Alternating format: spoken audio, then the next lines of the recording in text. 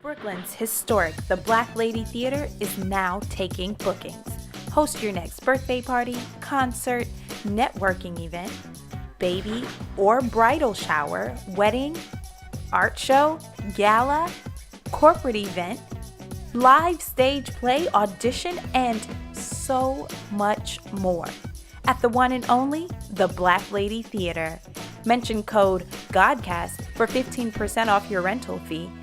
Code good for the first time customers only. Valid for a limited time. Call 718-771-0900 to book your event today. Peace! Today is Sunday, July 21st. Making today's math.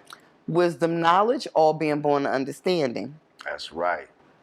Move wisely, speak wisely, manifest your knowledge, and those around you will understand who you are in this universe. Peace.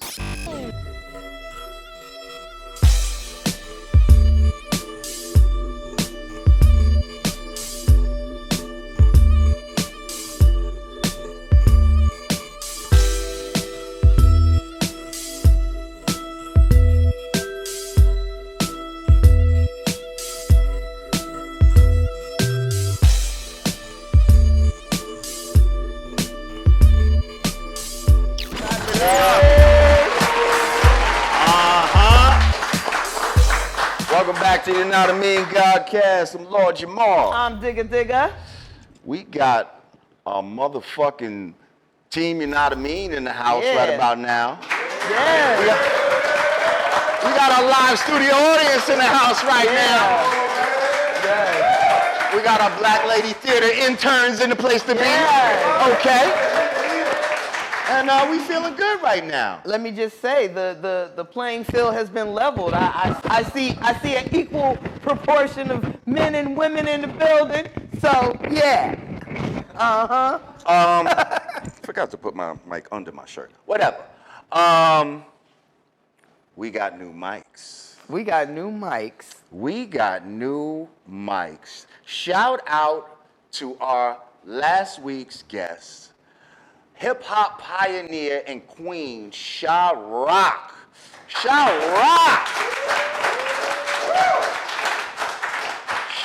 Rock donated to the show. And without getting into numbers, let's just say we were able to get quite a lot of equipment. We got a lot of mics. Oh, we could have a Wu-Tang Clan up here right now, okay? And everybody can have a mic, and we'll be good. And their managers. Okay? So, thank you, Sha Rock. Maybe you're Word. setting a precedent for guests to come up here and donate. What's stopping you? You want to I'm gonna start pressing my Hey. You got some shit to promote? Got your pocket, bro? Got Zelle? But I'm just saying, thank you, Sha Rock. That was, we didn't see that coming from nowhere. Completely unexpected, too. The universe shall provide. So now all you motherfuckers talking about, the sound, y'all need to get your sound right. Well, Sha Rock got it to where we got our sound right, and we can even have our motherfucking interns talking right now, if we so choose. Sid, what's good, bro? Talk to me. What's going on, brother man? Look at that, motherfucker. Even the interns got a mic. There we go. Meanwhile, her sound was all janky. Hey, we're work in progress. We was a working. We weren't prepared to have that many guests at once. Listen, all our day ones know though that we was a work in progress. Yeah. We've been stated this. You know what I mean? Wait, you said we a work in progress doing what? Oh, doing progressive work. Holla. Ooh. Work in progress doing progressive work. That's what we all are. And that's what this show is. So just if you show up every week and do what you got to do, the universe shall provide. That's all I can say. Yeah. So thank you again, Sha Rock. We love you. Thank you. We reading the comments. We know that y'all want Godfrey to be a permanent fixture here on the Godcast. Right now he's on the road, so he can't be here. But something tells me when he gets back, Godfrey's gonna be here. We're gonna be He's seeing gonna a lot here more a lot of him. more often. And you know, we striving to make that happen because we know we got something. We got something there. Godfrey We got something here, but we got something there. He had time last week, boy. What? He was airing it out. I was watching the segment like.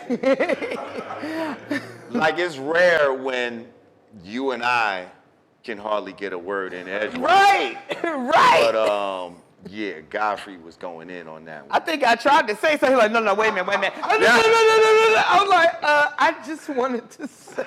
I was like, well, we are running out of time. We literally got 30 seconds, Godfrey. Like, we got to go. He out-talked both of us combined, yo. That was amazing. Well, we love Godfrey. We love him. When he did out-talk us, he's still funny. Oh, as a yeah, motherfucker, no, so absolutely. I'll listen to you talk all day. All right, so let's get into, you know, some things. topics of the day before our guest arrives, who should be here very soon. Okay. First topic on the dock. first- Well, first, would you like to do our First, disclaimer? Of course, yes. Speaking of donations and all that, shout out again to Shot Rock. But if you yourself, and there's no limit to what you can donate, but there's no minimum either. So if you'd like to donate to the show, go to cash.me/$you-know-what-I-mean, patreon.com/you-know-what-I-mean, you-know-what-I-mean.com/support, or bounty.com/you-know-what-I-mean. Now, if you'd like to advertise with the show, which a lot of people are starting to see fruit from, then email us at you-know-what-I-mean-godcast@gmail.com. If you want some of this brand Nubian gear, you know what I mean? Go to hoodg.com/collection/brand Nubian. Yeah, that's how we doing it. Right on. So now, topics of the day. First topic on the docket is white folks are up in arms over The Little Mermaid being played by a young black actress by the name of Halle Bailey.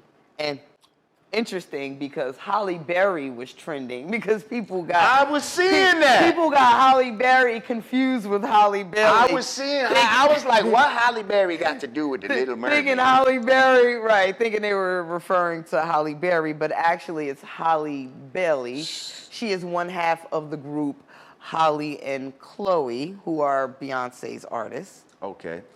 Never heard of them, but I'm sure they don't. Oh no, they're dope. Beyonce's fucking They're with actually trained like classical opera singers. Oh, wow. They go off. Okay. They performed at a few award shows, but they are Beyonce's artists. And Holly or Haley, I'm not sure if I'm pronouncing which way to pronounce it, but she has been casted for Disney's new remake of Little Mermaid. Now, is this a voice casting or is this anime? I mean, or is this live action? What Now is that I'm not sure. Based on the arguments, I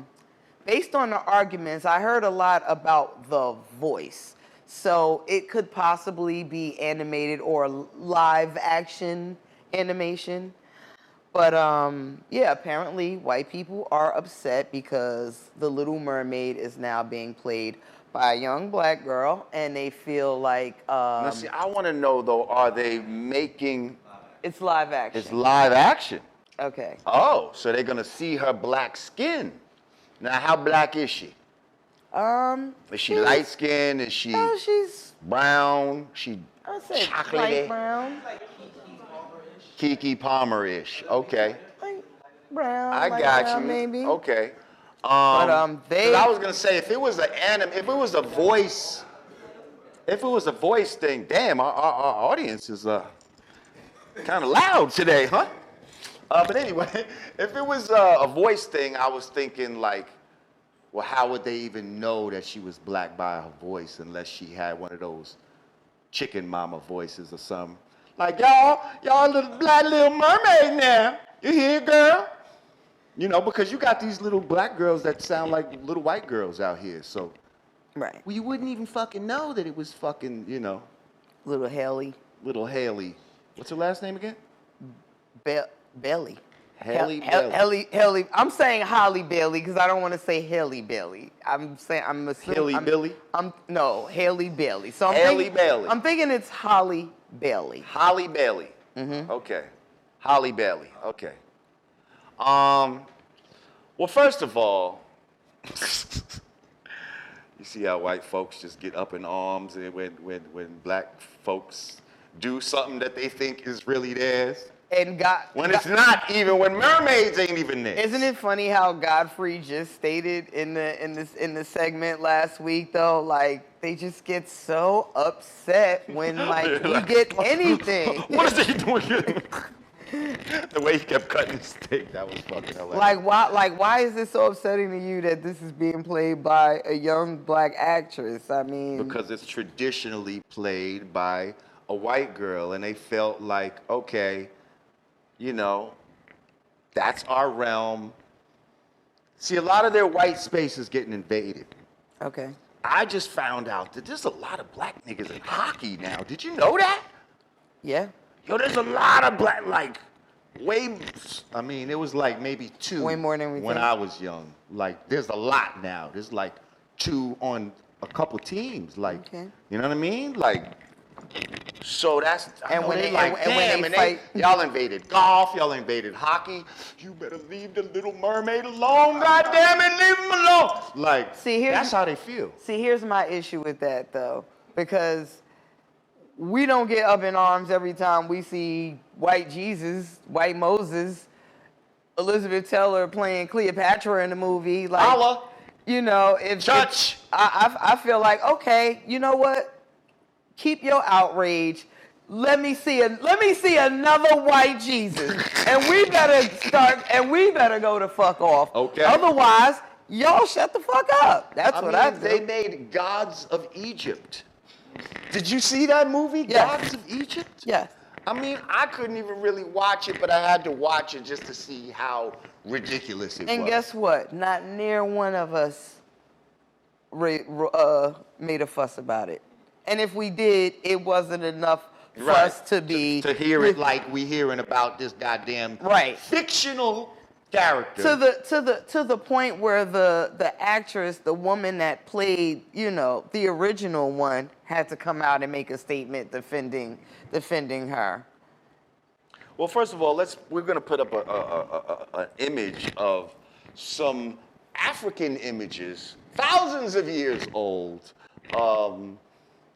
basically depicting mermaids. Okay, so you fuckers you stole the fucking whole thing of mermaids in the first place, which is not even something that's positive, because within, you know, African culture, mermaids are supposed to be like negative spirits or some shit, like evil spirits or some shit like that. So we don't even promote mermaids like that, but the fact that they're getting all riled up by some shit that's not even yours, like it's not even yours, and you mad. Isn't that like tradition? Like they getting riled up over America. It's not even yours. Thank you. The list is long. That's the American way. Get riled up off some shit that The ain't white even American yours. way. Yeah, the white American way. Well, fuck y'all. Deal with it. You know what I mean? The sister Yeah. got the part. You know? will deal. Unless they do some like super racist shit and recast it, like just blatantly, you know. No, Disney already basically said the same thing. Like y'all will deal. Yes. All right, so she getting that Mickey Mouse check. It's official. No, it really, when you get paid from Disney, I used to do some work for ESPN, and the parent company is Disney. And when you get paid from them, Mickey Mouse is on the check. In the corner, for real. Like, word. Mickey Mouse checks are good too. Hey. Nice. Mickey got some bread. But anyway, so let's get to a subject, I guess, that's near and dear to your heart. Is it? I mean, you know. I feel how I feel. Yeah, you strong. You feel strongly about it. Yeah. And that's the subject of this whole camera phone assaulting. Huh? That's Is what that I a good word for it? Yeah. Camera phone assault? Assault, cyberbully, call it whatever you want to call it. Yep. Call it what you want. So Look, you see the tone, the body language already, because we had this argument before the show. So I'm just saying, state your case, sister, on how you feel about, this whole, you know what I mean? Okay, so. Like, what's the latest example, I guess, and then we can go into that, right? Okay, so right now, ASAP Rocky is currently being held in prison in Sweden, solitary confinement. Supposedly, he's not allowed any visits. He's not, allowed any contact, and he's been locked up for, I guess this would be going on 3 weeks now. All behind some fans following him with camera phones. He asked them to stop. They would not stop. And initially, footage came out of Rocky beating the guys up. And I guess this was the footage that landed him in jail. But now, subsequent to that footage coming out, there's been more footage coming out that's showing ASAP making numerous attempts to ask them to please stop following them. Please, I don't know if he asked them to stop recording. Go that way, go that way. He's like, stop following them, stop following them. He's making his disclaimer to the camera like, look, we're putting this on camera to say we're asking these people nicely to leave us alone, stop following us. An altercation ensues with, I believe, these gentlemen attacking his bodyguard. So, to my understanding, they are the ones that got physical first. Needless to say, they lost the fight, and now ASAP Rocky is in jail.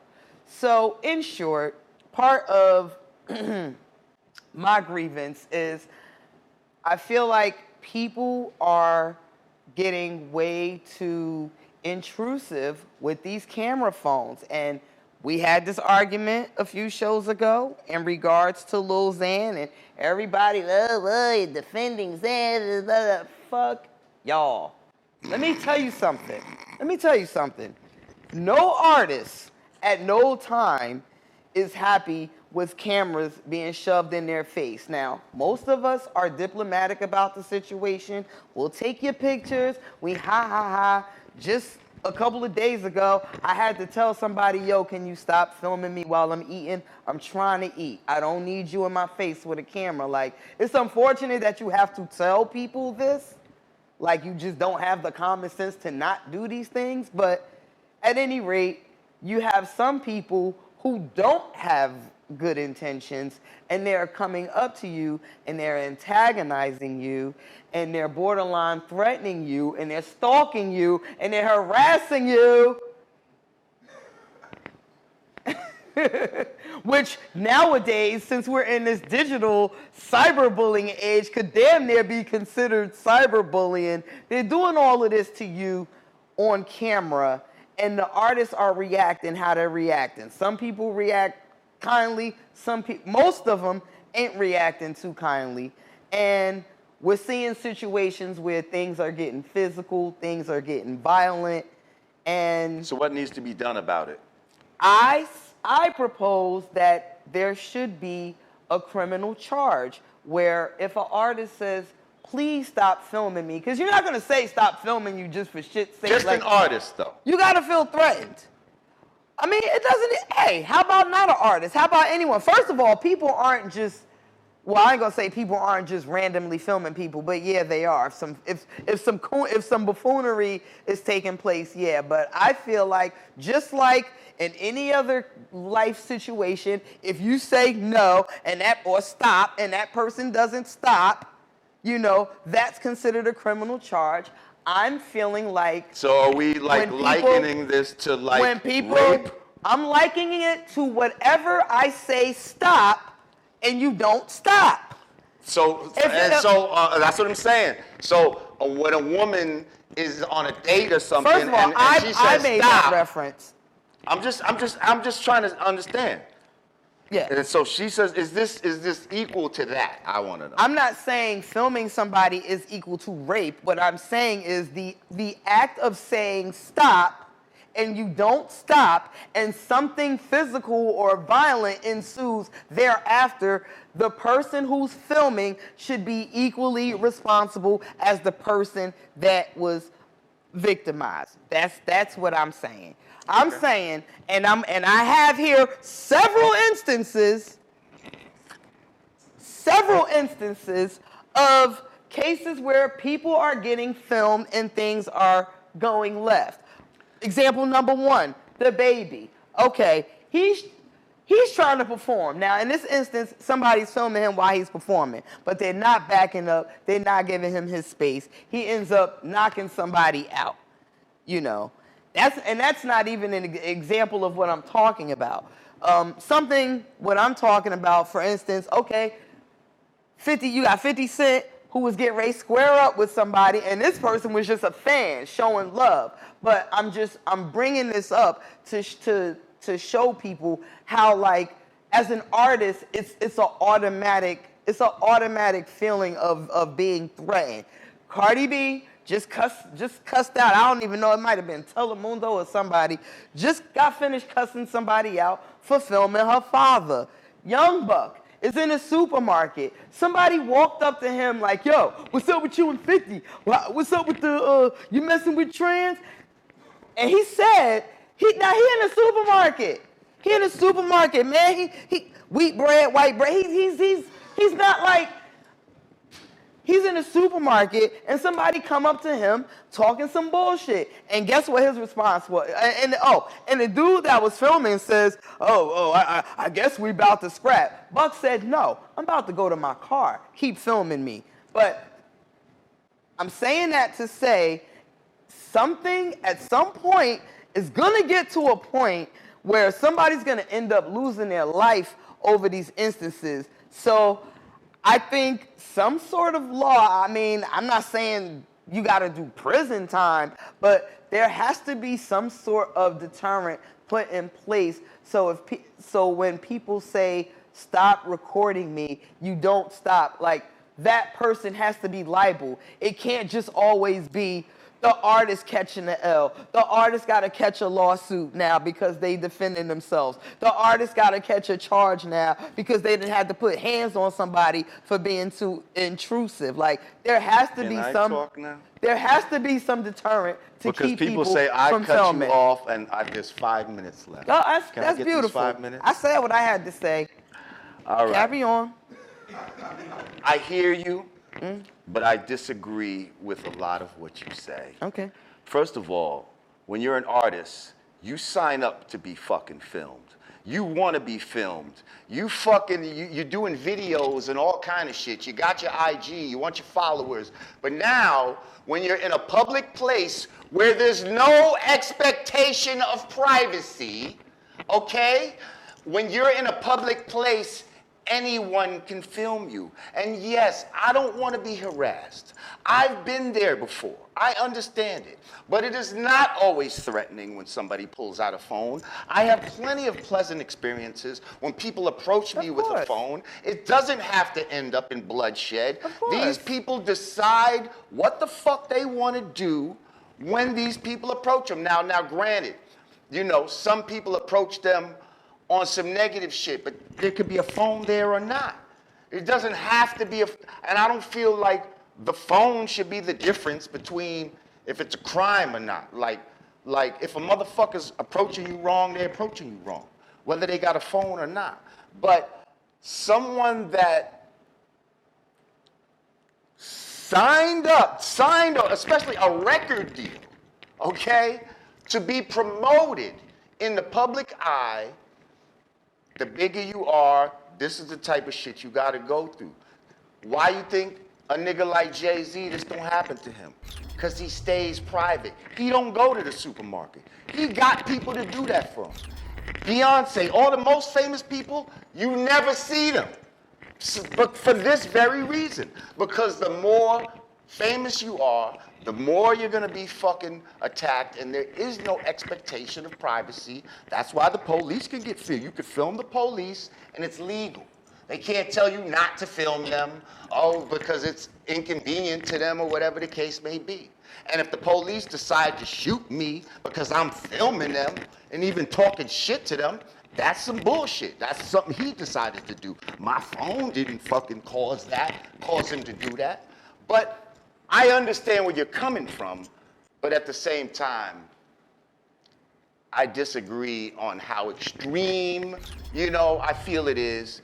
And again, there is no expectation of privacy when you're out in the public. So if you don't want that, if you're so famous where this bothers you, keep your ass inside and you'll be all right. So if you don't have Jay-Z and Beyonce money, it's okay to get harassed in the supermarket? People that don't have that kind of money are not harassed to that level. See, the higher you are, in popularity is the more that you get harassed. We go outside, people say, what's up to us? They're not harassing us. We're not having fucking, shit down the block. But back in the fucking 90s when I used to live downtown Brooklyn and there was no camera phones, what motherfuckers used to do, can I get your autograph? But I'm not Took me an hour to walk to Fulton Street from State Street. We're not talking about the people showing love, though. We're talking about people that are purposely approaching you with the intent to harass you. Yeah, but that's not normal. That's not normal. That doesn't happen every day. It's happening every single day. Not to me. Not to you. We're a different generation, Jamar. We're a different generation. It's not happening to them every day either. It's happening Not every day. Not on some negative shit. No, it's not. It's happening You can't every tell me day. little fuckface It's or whatever the happening fuck every day. is getting harassed every day. People coming up to him on the phone talking shit to him. There's a different Lil getting harassed every day. Yes, it's happening every day. I get cyberbullied every day. I get people on my IG coming to talk shit to me every day. You can't be so How about out of that? touch with what's going on with this generation. Can we make that illegal, or should I just shut down my IG? Or should I just block my comments? You can shut down your IG. Can you shut down the motherfucking... So how do you shut down the motherfucking in your face? Yeah, Jamar, what's up? Talk all that shit now. What's up? They don't do that to me. They don't By do having that. the kind of aura where niggas don't approach me with that. They don't do that. How about that? They don't do that to you, but the ones that happens to, how do you shut that? How do you prevent that situation? Well, first of all, A$AP Rocky had a bodyguard. Stop. He didn't have to join into that. That's number one. Like, the bodyguard's supposed to handle all of that. Why did he have to join in? The bodyguard, I think, actually, it started with the bodyguard. Right. So why did A$AP Rocky ever have to touch this guy?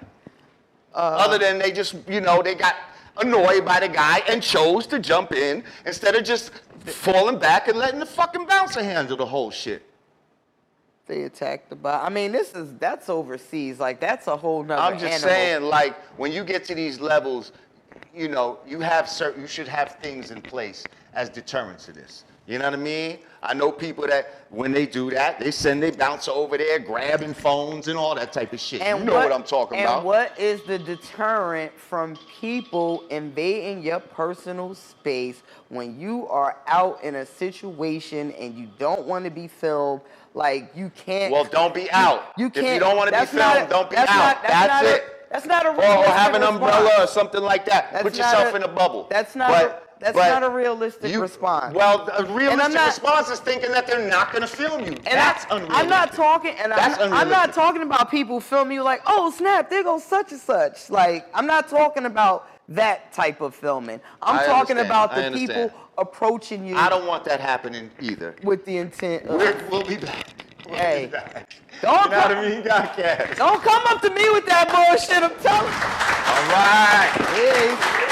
Peace. Welcome back to the Not a Mean Godcast. I'm Lord Jamar. I'm Digga. And in the house, right about this time, I said we got a special guest coming. But y'all wasn't ready for this. They wasn't ready. Oh, we got legends week after week coming now. Right about now in the house, Pete Rock, Soul Brother number one. Soul Brother number one. Chocolate Boy Wonder. How are you, sir? Hello, guys. Hi. My friends. How you doing, my friend?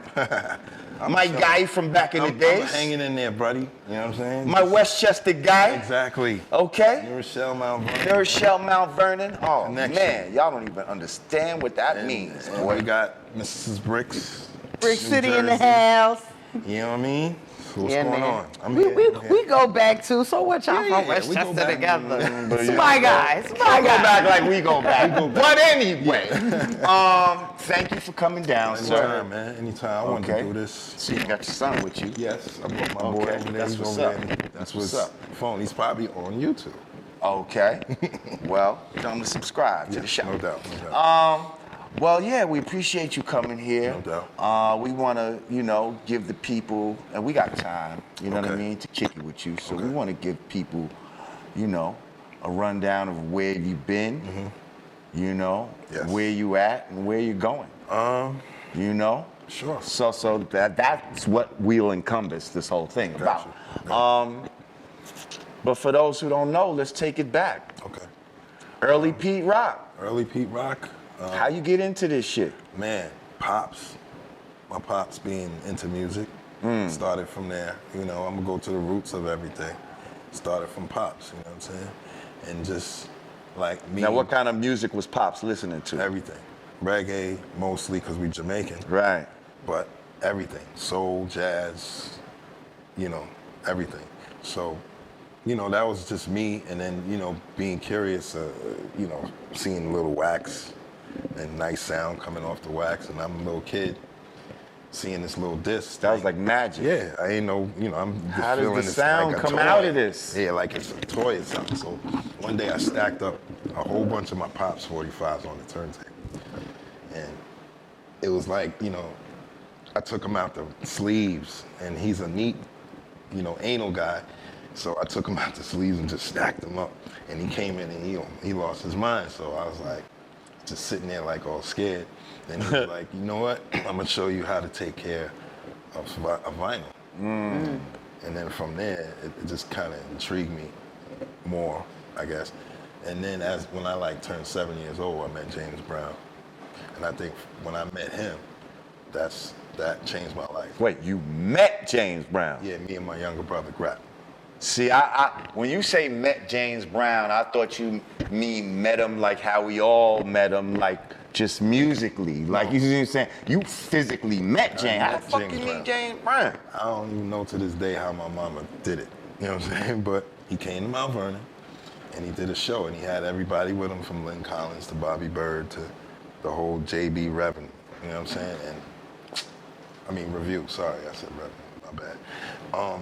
And yeah, he, came to Mount Vernon, and we went to the show. And my mom just took us to the back somewhere. Next thing you know, James Brown's walking up to us. Wow. Shook my hand. I was nervous, but then it just turned into happiness. You know what I'm saying? And I really probably felt a surge go through me when I shook his hand. Wow. That's crazy. Yeah. I felt different definitely after that. You know what I'm saying? So you go from meeting James Brown to what's your next Just endeavor in music? Like, how do you start messing with music? When do you start becoming a DJ and all that? when my family started getting into it. My cousin Floyd, Heavy D's brother, rest in peace, Hev, taught me how to scratch. Ah. 'Cause he was the big honcho. He was, DJing at United Skates of America in Yonkers. Oh, At come Wheels. on. Wheels, come on. That was, I had a birthday party at United Yes. States of America. yo, those was the joints back in the day. Oh, wow. He was the guy to learn from. Wow. And one day, I'm gonna tell you a little short story. I kind of broke into my cousin's house when nobody was home, because they had all the DJ equipment and records, and that just turned me on. You know what I'm saying? So you broke in not to steal nothing, just to be able to turn on just to be able to play some music. Just to push some buttons. Right. And they only had a dog named Pudgy who knew me. Right. So I'm down there, and then Floyd comes home and is like, "Yo, how'd you get in here?" I said, they had a trap door. Back in the days, in the backyard, there was a trap door. You go in the basement. Right. And I went through, that's how I got in the crib. Wow. And they was like, all right, man, I'm gonna have to show you how to work the equipment, because I had shit all crazy. I didn't know what I was doing. Right. So the guidance was there, and he taught me. Then, he and his friends also. I was picking up shit from everybody. You know what I'm saying? That was a DJ or a rapper, and I was learning. Okay. So you was hearing about some of the, you know, Westchester crews and all that was going on, like Mount Vernon crew. You remember Eddie Robb and the Mob? Of course. See, well, I had this one. Eddie Robb and the Mob. Y'all don't even know about Eddie Robb and the Mob, I gotta yo. know about Eddie Robb, but Come on, that's. I had one guy from the Bronx that lived in Mount Vernon that's been around to every Bronx River jam possible. He had all the tapes, so I would go to his house and just be on some student shit. And he was a dope DJ, and he was he taught me how to be like funky with everybody. Right. Well, he doing tricks and Yeah, all I used this? to be knocking on his window. You know, he could have had a girl in his room or something, and I'll just come by unexpectedly wanting to DJ.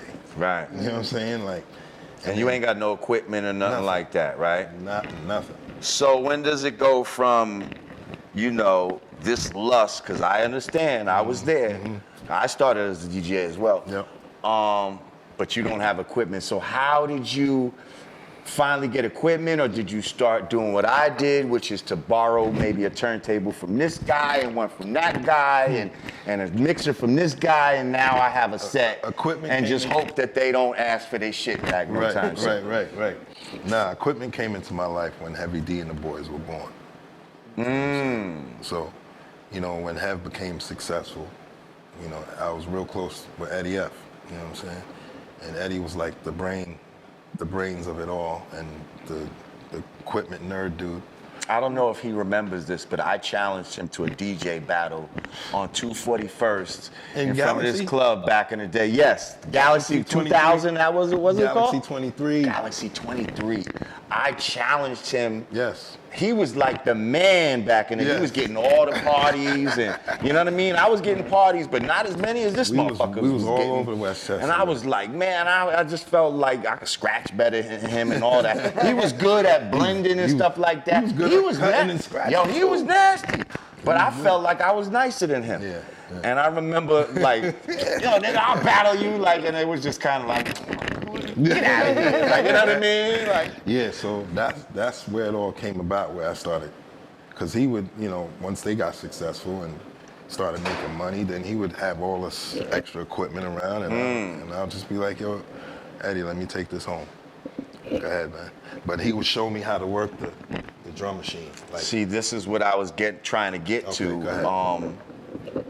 So at this time, you're getting turntables and my first drum machines and shit First, like that. it was turntables and a tape deck. And that's how I was coming up with my ideas for beats. Okay. Yeah, but right. before all of that was just straight DJing. And then when Hev came about, I was under his wing, little cousin, you know, just running with him everywhere. Howie T crib, Marley house, Teddy Riley's house. So I'm there you're soaking- sitting in Yeah. classic producer I'm like dude's 13, crib. 14 years Wow. old, soaking it all up. And I'm like, yeah, I made up my mind. This is what I want to do. Right there. Right. After really meeting Marley Marl helped me make that decision. Wow, that's dope. That's dope. Because a lot of times I wonder, like, when did Large Professor first get his first drum machine? Like how do you? Paul C. Because I didn't get mine until our second album. Yeah. You understand what I'm yeah, saying? Like, that's when I really was hands-on. Before that, you got to go to the studio and let somebody else do it almost. But you was But you there. was coming from the age though where You saw, we weren't on, we didn't have no right, record but you deals. had your shit in the basement Yeah, and all that type yeah. of shit. Like I was mad when I wasn't there Yeah. for Hoover Maxwell. How you living? It was crazy though. That Yo. was a nice session. So early days of Brand Nubian. Yes, Heavy D is the man, you know what I mean? Rest in peace, Hev. Yes. Shit, I remember, you know, rhyming with Hev at like Mount Vernon high school Yep, parties and yep, all that. yep, yep. all You that remember shit. that. So anyway, so they on, Hev is on, and you know, we hearing buzz about, you know, Pete Rock and you know, little crew, you know, cause CL. Producing I went to stuff. school with fucking CL, Yeah. like literally in the same classes, Yes. and Aunt Joyce used to do my mom's hair and all that type of shit. So anyway, Joyce, yep. Yo, they fucked around and went to Pete Rock's crib one day, but I wasn't there.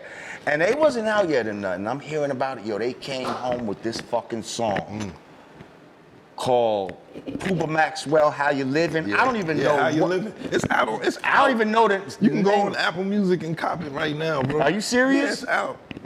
Yo, It's this out. Somebody beat got was it. so crazy. Funky joint. Like, and I was like, who the fuck did this? They was like, yo, Pete Rock. And I was like, that was like one of my first introductions to you. And this beat, I'm gonna play it for you. If it's online, I'm gonna play it for you. Yes. This shit Yes. was so dirty, Yeah, it but was- it like was dirty. hard, crazy, and, guess the who way came up niggas with was the hook? flowing on Guess who it. came up with the hook for the scratches? Who? Puba. Oh, come on, he's a genius. I was like, wow. this Puba dude- Maxwell, how he's you every- living? He's everything. Yeah. He rolled in one. Oh yeah, Producer, rapper, all of arranger, that. Yes, all of writer. that. All of that. He's a Crazy. genius. I'm He's like, a Yeah, genius. you produced one of my favorite, well, now I ain't gonna say one of, my favorite hip hop song of Okay. all time. Whoa. The World Is Yours. Oh, my Nas. That's my favorite rap song ever in life. So I was playing a little while That's ago. my favorite rap To this song. day. That's your favorite? I said, oh, they Yo, gonna think, he gonna think we gassing him up. No, That's no, my no, no. favorite The rap world song. is yours, and they reminisce over you. I was gonna say, reminisce, like, Two biggest records. that's gotta be, for me, like, at the time it came out, everything about that song was perfect. Like, from the You video know Troy? to the, come on. Not only did I know Troy, I know Tommy Guest, Yes. Kenny Guest, Yeah. everybody in the Yep. video. Everyone. Like these is dudes I grew up with. Yeah, man. So Hell it's yeah, like, New Rochelle, baby. yeah, Huguenot. but yeah, exactly. And I Huguenot. used to run with a lot of them Huguenot Yes, dudes. sir. Like Yes, my sir. mom's was cool with them. And Yeah. Anyway, Yep. long story short, it was like kids that you grow up with now, we all like kind of doing our thing. Like we wasn't the only ones. Like Yes. we all was doing it. Everybody. And But once- that was some real street shit Once too. the connection was made, it was a wrap, man. And then I did the Slow Down remixes. I did like 2-3 of them joints. He did the remix for Slow Down, word. Yep. I did like 2 of them, and y'all picked that one. And what else? Like, Let's we talk should about have did some more of- work though. but- Yeah. It's never too late. Yeah, But let's but y'all talk was on about your own some of the time. big, because you was doing like, you was the biggest producer before big producers were big producers, like especially in hip hop. Like you was like Pharrell before there was a Pharrell. So let's talk about some of the artists you've worked with, some of the remixes that you've done. Just run down the line, like, because I could name a bunch offhand right now. I may need your help, bro. Run DMC. Yeah, Down with the King, Shut 'Em Down, House of Pain, Uh-huh. Das Effects, Keep two for going. Das Effects, Justin Man and Real Hip Hop. Some unknown joints, Stone Garden dudes, you know what I'm saying? Who else? Rod Digger. Rod Digger. Rod Digger. We talking about Nas. remixes and production. Nas joint, Rod Digger joint, Brand Nubian joint. Uh-huh. Father MC, Father MC. Heavy Remember D, him? all the Heavy D stuff. You ever did some EPMD R&B people remixes. shit? Yeah, EPMD. Man, they was giving me all that work, man. I was tackling it like a football player. Right. You know, I told Sylvia Rome that I wanted Dirty Harriet was supposed to be all side A produced by Primo Yep. and all side B produced by Pete Rock. Yep. That was my For the album. That was my going into the label, you know. But So- she had her own ideas, so Yeah, Okay. you know, we need our singles. Oh, you know, that Rough Riders, the sound now. You know, then I ended up working with Shock, and that's how Imperial and all that stuff. that's when the change started in hip hop, Yeah. right there. But I was still married to you What know. we were doing. Yeah, I wanted The World Is Yours. But you know what's ill? Because it's like I wasn't just making underground joints, but that's where my heart was at. I had the mainstream joints too, like. But Right. How about we were mainstream artists, but in our hearts we were underground, but we were on the radio in rotation, like. Yes. But I still considered myself like a lyricist lounger. Of course. And what's important is that we keep that element of hip hop within us. You know what I'm saying? That's Because right. the mainstream is just to satisfy mainstream. Right. Now, as a producer, you know, Pete Rock has almost become synonymous with the SP1200. Yeah. Yeah. Like, let's talk a little bit about that machine and why, you know, why it became the staple that it did in hip hop and you know, what kind of fucking master you had to be to even make beats Yeah, to on read some the shit that only got like this much sample time. You had to read the manual, man.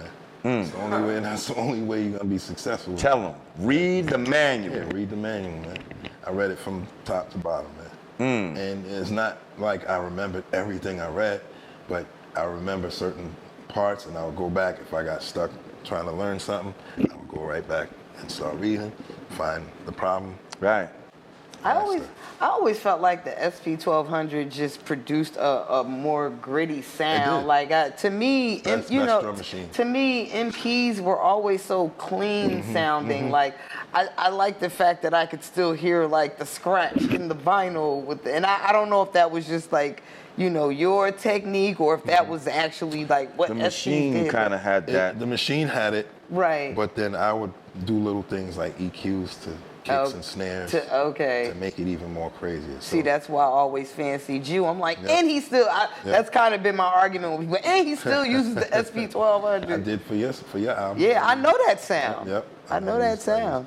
Yep. And then I stopped using the SP when the MPs came, like the 2000s and all that. I started Right. getting into See, that. I was using, like, I had the MPC 60 and a 62, yeah. and I would link the two. I would use the drums on the SP, Yeah. but sample everything in the MP because it Yeah. had way more sample Yep. time. And then the way more sample time is like you would use the SP as a or one of the trigger mechanisms. Uh-huh. Either the keyboard or the 950. And you use the SP as a trigger. Right. And then sample as And see, much the time. 950 had That's how way, you- yeah. that's how you really get a lot of sample Exactly. time out of that Exactly. 950. Yep. But that shit used to go, I didn't know that 950 like that. Yeah, the Like, 950, that's where we learned all the filtering. The Yeah. 900 actually was, you know, you could filter like singing. If Right. you heard a bass line and the person was singing over it, if the bass line was dope, you filter it and Right. that's all you hear. Is the Right. And it used to give it that lo-fi. And then you build from there. You know what Right. I'm saying? And you find other little sounds. That's why digging is an important aspect in hip hop. Also, you know, if you want to like be that original dude, like that hot producer that want to just sample everything nobody else is sampling. That's what we was about. I mean, let's talk about digging a little bit. Like Yeah. that's like a lost art. Like people are not even, you know, digging now consists of just go to YouTube and like type Yeah. somebody's name in. Like Well- we actually was getting our fingers dirty, showing up to record stores and with our own little record players so we could hear the shit. Like Yeah. talk about that. Well, the internet messed that up. You know what I'm saying? The internet made it, you know, made lazy people, you know, accessible to just a, you know what I'm saying? When we used to go out to the stores, I used to have to wear gloves, mask, you know, Right. covered from the dust and stuff. One dude, one time I was in Puerto Rico in this record store. It was mad records, but it was a dusty spot. And dude had a fan blowing in there. And I'm like, yo, the dust is just everywhere, yo. And that's what made me say, damn, I gotta come to spots now armed, you know, with a mask and gloves, man, to get busy to find joints that's, you know, people ain't got, man. I remember I go when we deep. went to Japan Yep. together. That was And our we first- went digging That was our first trip. in Japan. Yes. And He I think balled I out on the digging. I think I like, spent all my money. yo, he spent like maybe like 10 grand or just something spent, like, like over that. I 10 might have grand. spent my little but see, See what the Japanese did. They came over here, bought all our records, Everything breakbeats, from New York. and then brought them back over there and now jacked the price up. Yep. So I'm talking some of these albums, tell me if I'm lying, was like $600. Yep, and even more than For that. one album. Even more than that. Even more than that. So I'm thinking I'm going out, I'm gonna be digging, I spend my little $3,000 or whatever, I spent it, you know, and I had a few records. Like, this dude, he had to get his shit shipped back. Like, he balled out. See, like, you already know. Yeah, I'm but not bringing no vinyl on the plane, man. Unless on. it's like Oh. a handful of records. right. You know what I'm saying? Exactly, because the danger in that, unless you're doing some real shipping, you don't know. Oh man, that. To ship something abroad and then to fly back home, you know how happy that makes a person that you got that package? You know, that Right. nobody got? Hell yeah, that nobody got too. That's it. That's what Nigga, we you live got for. to go across the world Yes. to get this right Because here. we all dried up here. We ate up all the records in New York. Yes, we did. Ate them all up. Ate them all up And because then- everybody started knowing the same spots after a while. Then the- City Island. Yep. Oh, we tore that spot. That spot in City Island, We right? tore that spot. Oh man. Shreds. And KG, I remember West KG. 4th and all that. Lord Finesse, remember seeing Diamond, Lord Finesse, KG from Diamond, yes, put me on to the and City Island. myself, and we're up in there just, you know what I mean? Yep. Going crazy. Crazy. That we live for that. I still passionate like that. You know what I mean? Still. Digger, got any? Well, I was so ecstatic when I heard Jay-Z and Kanye do The Joy. I was like, yo, you I mean share the feeling with you. Look, I just want to know, what was that? Like, what was going through your head? Like, oh shit, wait a minute. Everything was going through my head. Because I mean, granted, you know, everybody has their mainstream moment, and so for artists of that caliber to tap a Pete Rock, and you know, You know what when I first heard it, I was like, oh shit, he did it. He did it. right? What was He that? finally rapped over a Pete Rock beat. And that had me bugging. Was Like, that Young was Guru that? had me. You So that was your first time working with We would always cross paths. One time when I had my office in the city with Flex and Palace Records, I don't know if y'all remember Palace. I remember. I had my office in there. We were all on the same floor, but Flex and them and Jessica was on the floor up top. Jay came to see me with a bag with some money in it and asking to clear a sample. I was like, I don't clear. Isn't that the best? Yeah, I don't clear samples, bro. Like, But I'll take that back. I ain't take the bag. I ain't take the bag. I was like, you're gonna have to talk to Eddie F about that. That's what's You know up. what I'm saying? And ever since then, we just been like this. But Primo's been working with him. I rap to that beat too. Yeah. I did Joy a little something to the joy. Well, listen, Send you the instrument. we're gonna take a little break. We're gonna come back. We're gonna talk about some of the things that you got going on right now. You Okay. got your label, you got your Beastrumentals, you got a whole bunch of shit going on. So we're gonna come back with Soul Brother #1, Chocolate Boy Wonder, Pete Yes, Rock, and yes. motherfucking in the house. Al. Clap it up. You know what I mean? Godcast, baby. All right. Peace. Welcome back to United Me and Godcast. I'm Lord Jamal. I'm Digger.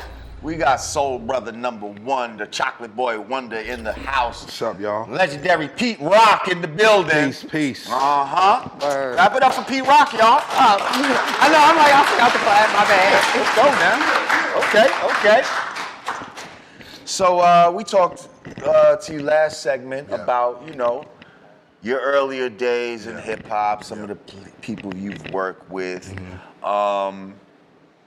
But you stay working. You stay putting out projects even to this day. Catch some of the people up with some of the stuff you're doing right now. I know you had the project a little while ago with Smoke Dizza, I remember. Yes, Don't Smoke Rock. Don't Smoke Rock. Currently, I have the Return of the SB1200 out now. Very dope. Yes, Return thank you of the very much. SB1200. Also, yep, I did a mixtape on the quiet tip. I don't know if people know about it. for Camp Blow called 80 Blocks from Tiffany's. I did Oh, wow. that. That's on my PeteRock.com site. And then working with Sky Zoo. I got a Sky Zoo project that I finished. Nice. Coming out really soon in the fall, so get ready for that. Is there a name for it yet? Retropolitan. Retropolitan. Yes. And it's about this New York. Shouts out That's Sky dope. Zoo. You know what I'm saying? And we did that, and working on a new Smoke Dizza project again. Also working with Benny the Butcher and Conway and West Side. Nice. Gun. How's it working with those guys? Those guys got a lot of heat right now. I like what they doing up there in Buffalo. Derringer, you know, shout out to him. Uh-huh. They were like a gift from heaven, man. To come to hip hop and do it like this. Yeah. The way they doing it. Right. So shout out to the whole Griselda team. You know what I'm saying?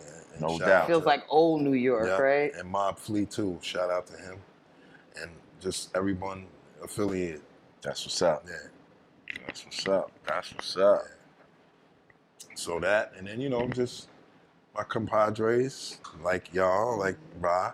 New Digger Project, Yep, Pete working Rock on the with way. Rod, yourself. Hey, You know what I'm saying? And, Let's go. You know, just keeping the spirit alive. I'm definitely gonna need you for like the 20th anniversary Dirty Harriet. I got a story for you, and I just discussed it with Large Professor when he was here because he saw me perform at a festival one time. Yeah. And when I was done the show, he was like, "Yo, do me a favor. I don't ever want to see another Rod Digger show without you performing that Pete Rock joint." Oh, And I, you know, and you I gotta love P for that. Yo, this show that I did, you know, I kind of assessed the crowd. I'm like, okay, I got to give him the radio stuff. I got to give him the hits. He was like, I don't care who you performing for. Don't ever do a show without that song again. Large. And it was those words Yep. that, you know, now that song is always I can't leave in out my set. the fact that when I met Large Professor on WBLS when I was like 16 years old, he brought me his first pressings of stuff. Like there's a joint he did called Adam, and then on the other side was called Think. I don't think people remember or know about that. No, I remember Then that. The Roger joint, watch Roger do his thing. Then a song called The Large Professor that I was in love with. And I was playing it a lot. Made him come see me. You know what I'm saying? Came up there and we met, and then we just became instant. We just had a connection. Like I would come to Queens and hang out, you know, be in Flushing, hanging with Mike Geronimo and Roy Flush, and he would take me around, and I met Havoc through P, and Prodigy and Nas. So that's, you know. He used to do the same thing with me. Like Paul used to come to Nerd Shell, and then I go out to He loved it. Flushing. He loved it up there. He loved it in Mount Vernon. Yeah. He loved, you know, we had Shabazz. You remember Shabazz in Mount Vernon? Hell yeah. He loved going there. You know, the Philly cheesesteak thing. Fish boat and all that. Yeah. So we had that, and I used to every artist that came to see me, I used to just ride them around my hood. You know what I'm saying? Now, you said something a little while ago that caught my ear. You said about keeping the spirit alive. Yeah. Now, I see around your neck you have a J Dilla. It's keeping the spirit alive. I mean, that's the segue. I'm the segue master over You know here. what I'm saying? So, talk to me about J Dilla, what he means to you, what he meant to you as a producer, and, you know, why you even feel like rocking something like that. I'm rocking this because he's my favorite. He's become my favorite producer. Well, everybody. Right. Skillful is beyond what you could imagine. You know, me listening to him for the first time blew my mind. Q-Tip hit me off with some beats that he had of his. Well, actually, when I was making the I and I album, he came to a session and popped in a cassette of his beats, and next thing you know, I'm flying to Detroit. Yeah, Wow. I got on the plane to go see this because I'm like, what I just heard was unbelievable. Wow. Show me. Right. Show me. And that's what he did. I stayed with him for like a week in his crib. He was like, yo, you could make beats with my records. I don't care. You know, I walked in the crib. He had like certain things laying around, certain protection. You know what I'm saying? Like, oh, walk in the crib, you see that? Like, oh, okay. You know what I'm saying? Yeah. Yeah, so, you know, it's all due respect. And then his mom's was cooking for me all the time. Every day I was there. So what did Shout Dilla out to use? my What dudes. was Dilla's machine? The 3000. 3000. Yeah, but he had the 12 too. He Okay. was nice with that too. Mm. You know what I'm saying? Mm-hmm. Bananas with that too. You know, I don't even really got much to say. Like, I know people, you know, his mom's told me like I was his idol and things like that, but man, it seemed like he was learning before I learned or something. You know what I'm saying? Because he just caught on so fast, like, and then he just went even deeper and iller, and maybe, you know, just got into the musicianry of everything and learned about musicians like I did, and just applied it to what he did. Mm. And it sounded amazing. Like, you gotta give it up to a dude like that. Word.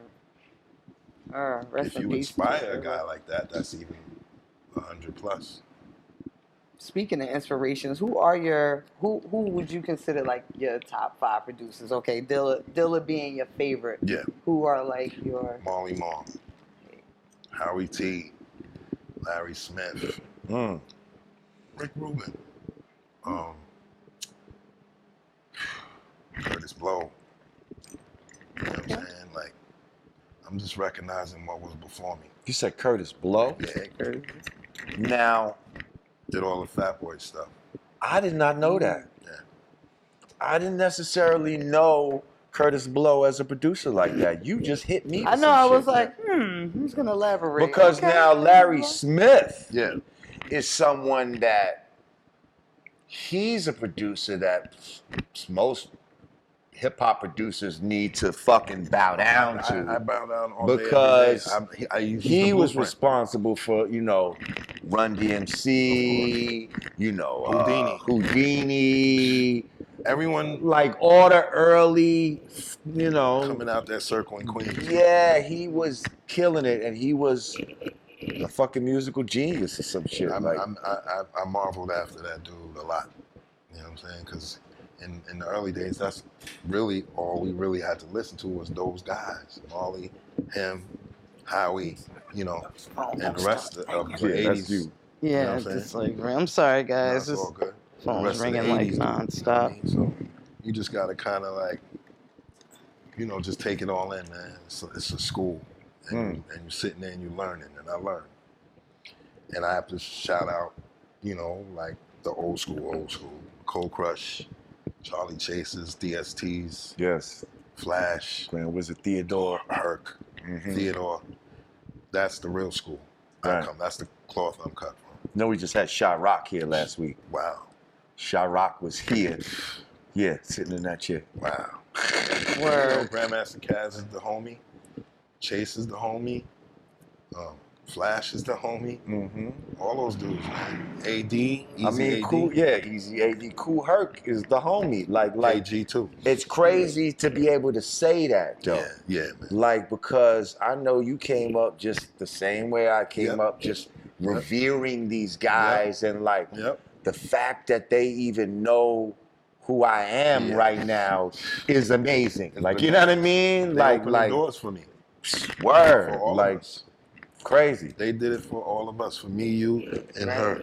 I know You when know what I'm Shyrock was telling me she's a fan of me, she's been following me. I'm like, me? Wow, Like yeah, you like exactly. you don't even think Blown away. people like know Not you. her, but, you know, but yeah, she was like one of the voices, female-wise, that I loved, you know, around in that school. Right. You know what I'm saying? Like Funky 4 plus 1 more, Mhm. Treacherous 3, the Fresh 3 MCs, Okay. Ultimate MCs, Ultimate 3 MCs. Yeah, Ultimate 3 MCs. I mean, we could go on and on. Man. On and on and on. TJ Cheese and them dudes. So you got you the got- Philly Cats. And You got a record label right now, yes? yeah, True Soul Records. True Soul Records. Yeah. Tell me about your label, what you got coming out on that label. What are you trying to do with it? What kind of sound are you promoting? You got some trap music coming? What you got? I got some real music coming, but I have a band called Pete Rock and the Soul Brothers. Oh shit. Okay. I'm gonna release the first album on my label, True Soul, Okay. and I'm gonna also release more instrumentals because my first release is the return of the SP1200. Then, I'm planning to do more on my label. So, and then I have a few acts that I'm working with that I'm excited about. Actually, 2 from Brooklyn here, my man Spills, and then my man Frost, and then a couple other people that I'm keep quiet about. But Okay. You Just- produce for any females? yeah, of course. But I'm a picky female rapper, dude. Like, you gotta be able to spit like almost like a man, But not like a man. not like a man. I want to But hear you you have to about. have the mentality Yeah. of a man. Huh? And be a woman. You know what I'm saying? I got you. And then, I know Take it to exactly. the beat. I know exactly. because What I you mean. don't, there's no mercy on the beats. Like, you gotta be able to kill this beat. Right. You know what I'm saying? It's like as a female, you have to be able to spit rhymes that dudes can comfortably spit. Yeah. But you're not, but you're not sounding. You embody what I'm talking about Right. perfectly. I got you. You're Now- the perfect example. When you I ain't say killing nobody and all of that, right, but right. when you say you have a band, Yeah. like Mhm. Live band. is Pete Rock DJing in the band or does Pete Rock play an instrument? I play an instrument in the band. I Oh, play some really? things, yeah. What you I playing? be tapping on Listen, the it's little like I I played be this. tapping on the little She got a little keyboard, iron right a there. little percussion. Really? Tambourine here and there. See, I will. He said, "Oh, the Bass. No. I leave I'm that on to- triangle. I play a strong triangle. Nah, I leave that to my man Mono Neon, who's bass player in my band. Shout out to him. Shout out to Daryl and the rest of the band members. I'm a complex dude, man. I know what I want. That's what's up. So all I'm doing is interpreting musicians. This is how they live. They offer interpretation of, all right, tell me what you want, man. I want this. And we got it. Okay, well, something else that's self-evident and something that I know about you and that we kind of have in common is you're a New York Giants fan. Of course. What the fuck? Bro. When are we gonna get rid of this fucking Eli guy You see and that? get a new fucking You quarterback? see that light right there? Yes. You know who that light is? Who is that like? Saquon Barkley. Saquon Barkley. That's our light on that team. And I'm just hoping that we get more guys to surround him to take some work off his shoulders, because I don't want his career to be shortened. You know what I'm saying? By putting all the workload on his back, because that boy can run. He's like the new Barry Sanders. We need Eli's days over. I know that. His days over. I know that. Come on. I mean, you just Fuck gotta- outta here. you Poor gotta say Giants thank you fan. for the- Fuck out You of know here. what? Thank you for your know what? service. Yeah, thank you for the 2 Thank you. Yes. chips. We appreciate you. We gotta- But it's we- time to go. We need new Yeah. chips. We got to deal with this new dude. You know what I'm saying? Let him get a few reps in and see what that is in preseason. That's where we get to see what we gonna get or what we got in preseason. Now, are you a New York guy across the board in all Yes. sports? Yeah, I'm straight New York, Bronx and Mount Vernon. Thank you. Yeah. Like, I can't understand people that live in a place and are fans of a team that they fucking never been to. Yo, bro. Like, Lakers Listen. fan. You I never can, been I to can, LA. actually, I can explain You that. never been Bro, to Dallas. you really wanna and get- you a Cowboys I can explain fan. that. Fuck No, outta here. I can explain that. I can even Lakers explain fans that. and Cowboys fans from New York baffle me, man. Baffle me. I just want to say, what's it? Y'all baffle I us just wanna right say there. that, man. Yeah. Y'all baffle me, man. Lakers fans and Y'all New York baffle fans us. and Cowboy fans in New York. Y'all not rooting for the home teams. Come on, bro. Okay, as You a ain't never gonna see your niggas Wait. walking down the street. okay, I go up in 1 I and can see ex- one of these. I can Knicks or totally some explain shit. that. I can explain that. As a You- devoted cheesehead, I'm a Packers Uh-oh. fan. Ray- I'm gonna Green explain. Bay? I'm gonna explain why. I'm gonna explain how that happened. How did I like you Aaron wait? I'm gonna explain it. Okay. Admit Go, that go, you a go. Go ahead, go ahead. cheesehead. I'm gonna let me explain. So when I learned the art and the rules of football, like when I started understanding like what each position was and analyzing who's playing that position well, I thought that Aaron Rodgers was a dope ass quarterback. Oh, like, hell yeah. like to me, Okay. and like to me, understanding the rules of quarterbacking, Aaron Rodgers was the best in that position. And then I subsequently became a Packers fan because I was enamored with his style of quarterbacking. I can't even And front. that's just like that. I'm trying to offer some small measure of explanation of how And for you me, can, it's not good enough. how you can be a fan Yeah. of somebody else, because you could just be like a fan of a particular player and they just so happen Right. to like be somewhere But else. still have loyalty to your home team. Like I can have. Well, the Giants. I and the can Knicks look at other suck, so I teams don't- and admire their players and be like, yo, that motherfucker nice. Personally, I like him. Yeah. But that's not going to make me now, Yeah. bust my set and just go over and start fucking with and these start niggas. being fake and But see, crazy with. but understand before I understood like home team loyalty, like it was about me Right, understanding. well, now you understand It it. was So me- now what? the Giants. Now you suck. old enough to understand it. So now what? The Giants. Don't act like, well, I don't when know. I was little, I accidentally stumbled into the And now you know the rules. and So now what's please up? don't bring up the Knicks. Okay, we gonna be. I'm be honest. They sucker. Yeah, but that's why you got to ride with your team till they get I'm good. gonna be honest about the football. They not even About the- riding about the with football. themselves. I'm gonna be honest. I don't know what to expect from these cats this year. I don't know what to expect. Well, I'm gonna be The honest. Knicks, I kind of know what to expect with the Knicks. You know what I'm saying? But I I'm pulled back a from rider. football a little bit. I mean, I pulled back yeah, with all the I- bullshit I that was haven't going watched- I haven't on. watched- But if I'm gonna say, Talk about it. if Yeah. I'm gonna talk about it, then yes, I'm a Giants fan. You understand what I'm saying? And I'm New York across the board, and I also know Ets. I Yeah. don't fuck with the Ets. Of No course. Mets, no Jets, no Right, Nets. right. Okay. Knicks and Giants. Come on, like dog. Knicks, Giants, Yankees. Yankees. That's it. And if you're gonna make me the I could do force Yankees. take the white boy sport, Rangers. I got the Yankee jacket to prove. Okay. it.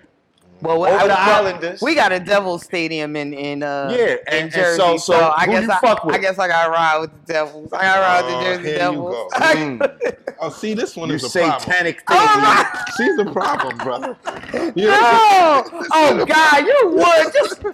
That was a moment. I can't stand you Come on on. far Listen, away. You might as well be a Cowboys fan. Now. The Cowboys. I don't even know who plays like Who, on the who Cowboys. you like? In the, Zach Shepard and these type oh, of yeah, dudes. the Packers. She said she liked. I'm Yeah, back she said she likes there. his chap. I'm And back so you there. wear the hats and all that. As long as you don't like You wear the Dallas, cheese you hat. know. Whoa, No, I'm not. Will you wear a cheese hat?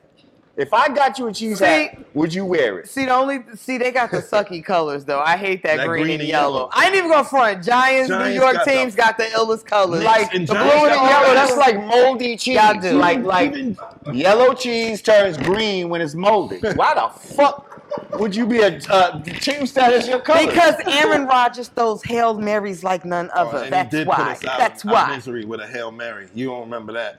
He did that to us. To Odell and all of them. he did that to a lot of people. Yeah, that ain't enough to make me. So that's how I became a. Well, you know what? cheesehead. If you like them so much, why don't you go to one of them cold ass games they got out Yeah, there? I'm How good. about that? Below- If you really like below them. I don't want to go to any Because I went to football a cold game. ass Giants game and it I'm made me That wasn't nowhere made near me cold. reevaluate the whole. I don't want to sport. go to any football game. It's I've been too in cold. under 30 below, 20 below weather, so I know what that shit feel like. I've been in that shit. How about Florida football? It was a Dolphins. Yeah, I'll take the Dolphins for the The weather. Gators.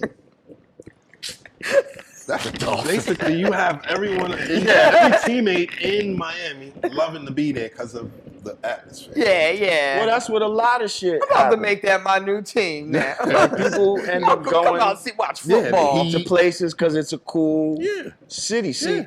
It's a party again, city. like when I was growing up, I was such a New York nigga that All day. if I couldn't get on the Yankees Yeah. or any New Yeah. York team, I don't want to play. Yeah. Like that was part of the reason why, because I was realistic when I was young. Like I was good at sports, but then I'm like, yo, what if a nigga get traded against his will to like Milwaukee or some crazy shit? You understand what I'm saying? You still Oh, trying to come no. Utah.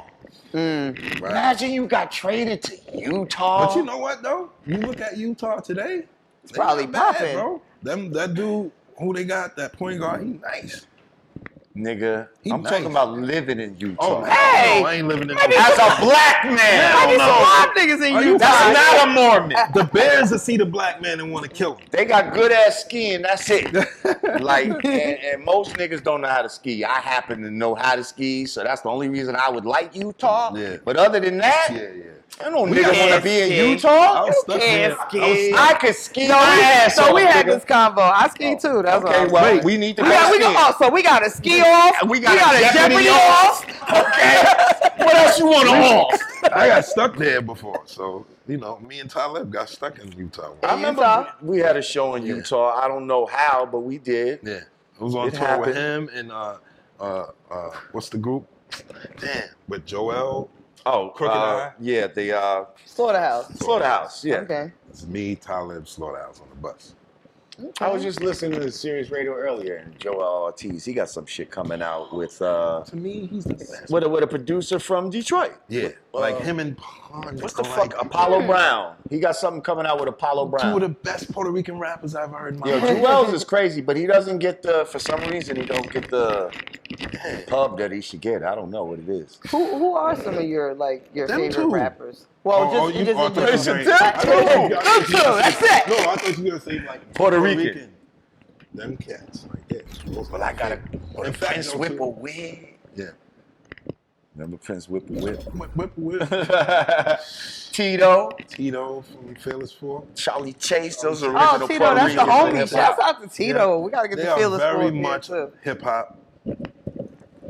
Period. Well, listen, Nah, Tito is my homie. Yeah, man. before we be out, what's all, your social media? How do people get in contact with Pete Rock? Shout him out, follow him, follow his movements. Yeah, you could just at me on Twitter at Pete Rock, just at Pete Rock. Okay. And I'm real Pete Rock, not the real Pete Rock. Just but- real Pete Rock. Yeah, on IG. Instagram. Right. And then Facebook, Pete Rock. Yeah. Now, didn't you say you had a YouTube channel? Yes. What's your YouTube? The Pete Rock Vivo channel. The Pete Rock Vivo channel. Yes. Y'all hear that, people? Yes. And there's a short film I did called Shots Fired on there that people are tending to like. It's pretty, I think you would like it, especially it starts off. Who you pointing at? Oh. I mean, you have to check it out. It's a little political. Okay. And I like it. I thought it was a great idea. And Yeah. at the end of it, it's like, oh, okay, Pete. You know what I'm saying? So check it out, bro. Put me on. Okay. That's what's up. We I will. have two rapid fire questions for Real you. quick, because we got to. If you could live one day in any other decade, what decade would you choose? 70s. The 70s. Yeah, Everybody 70s. picked the motherfucker. Six- Everybody picks the 70s. That was just the I want to be a coolest. fly on the wall from 1968 all the way up Okay. and just to see it.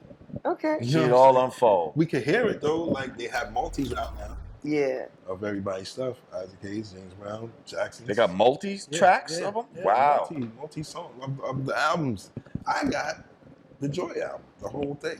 Wow. That's crazy. Isaac Hayes. Split up stems and all that? The Wow. whole album. We got to talk about that. My second off screen. question for you. If you had to live with one album for the rest of your life, any genre, if you could Why you only gonna do listen this to this hard? one That's album, too hard. you got because you ahead. got to think of the first thing that come to mind. Don't think about it. You got to just spit out the first thing that come to mind. One album for the rest of your life. That's it. Can't listen to nothing else. Illmatic. I said that. I said Illmatic. I said Illmatic. First I said Got you. I said Mobb Deep Infamous. I was like, wait, Illmatic. It's too many. Illmatic. But I have to, you know what? Takes a Politically, nation of to be millions to hold us politically back. correct. Anyway. Exactly. Yo, Pete. Yeah. My brother, man. Thank you. Yes. Thank you for coming through. Love you. Ladies and gentlemen, Pete Rock. And on that note, I'm Lord Jamal. I'm Digga Digga. See, not me, God Cash.